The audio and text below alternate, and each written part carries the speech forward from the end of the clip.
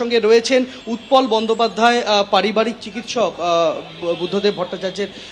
কি হয়ে গেল হঠাৎ করে, কতদিন ধরে এই এপিসোডটা চলছে? দেখুন, এর মাঝে তো অনেকবার ভর্তি হয়েছিলেন, অনেক অসুস্থ, এটা আপনারা জানেন। মাঝে কিন্তু মোটামুটিভাবে চলছিল, কখনো একদিন ভালো খারাপ এরকম মিলিয়ে সব মিলিয়ে কিন্তু আগের থেকে অনেকটা ভালোই ছিলেন। হঠাৎ করে মঙ্গলবার তার একটু জ্বর আসে। জ্বর আসার পরে তার ডক্টর সোমনাথ মাঝি তাকে দেখেন, কিছু রক্ত পরীক্ষা করতে বলেন। বুধবারে সেগুলি করাও হয় এবং সেগুলো করার পরে দেখা যায় যে খুব বেশি চিন্তা করার মতো কিছু নেই।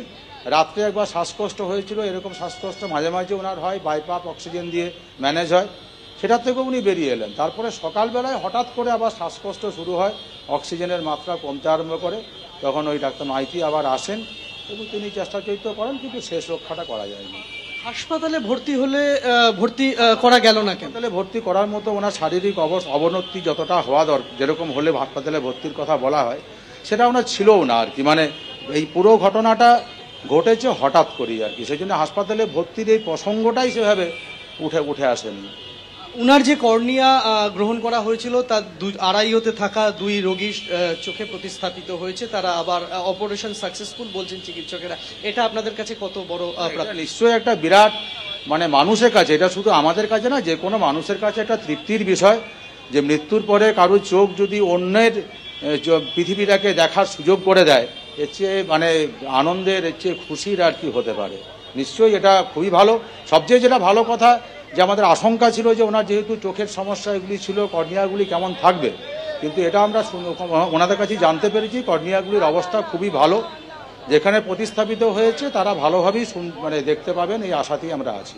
আমরা দেখতে পাচ্ছি যে এই মুহূর্তে প্রয়াত প্রাক্তন মুখ্যমন্ত্রীর দেহ বের করে নিয়ে আসা হচ্ছে একে একে, এবং আর হয়তো মিনিট কয়েকের অপেক্ষা, তারপরই এই পিস ওয়ার্ল্ড থেকে, অর্থাৎ যেখানে তার নিথর শরীর শায়িত ছিল, সেই জায়গা থেকে নিয়ে বের করা হচ্ছে। আমরা দেখতে পাচ্ছি যে একেবারে প্রথমে রয়েছেন সুজন চক্রবর্তী এবং লাল গোলাপ দেওয়া মালা, এবং সেই লাল গোলাপ দেওয়া মালা গলায় পরানো রয়েছে এবং তার দেহের ওপর শায়িত রাখা হয়েছে।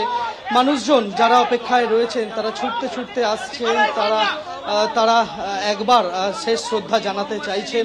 মোহাম্মদ সেলিম রয়েছেন এবং সুজন চক্রবর্তী রয়েছেন, কৌস্তব চট্টোপাধ্যায় রয়েছেন রবীন দেব, তার স্ত্রী মীরা ভট্টাচার্য তিনি রয়েছেন। সকলেই বিদায় জানাচ্ছেন, লাল সালাম জানাচ্ছেন। সুচেতন তার সন্তান তিনি রয়েছেন এবং তুমি দেখতে পাচ্ছ যে সিপিআইএম এর পতাকায়, লাল পতাকায় মোড়া নিথর শরীর তা এখানে প্রবেশ করানো হলো শবদেহবাহী শকটে। প্রত্যেকে ছুটে আসছেন, একবার শ্রদ্ধা জানানোর চেষ্টা করছেন। মীরা ভট্টাচার্য তার স্ত্রী তিনি রয়েছেন, তিনি কথা বলছেন সুজন চক্রবর্তী এবং মোহাম্মদ সেলিম তারা রয়েছেন। প্রত্যেকে আজকের এই শেষ যাত্রা তাতে সামিল হয়েছে।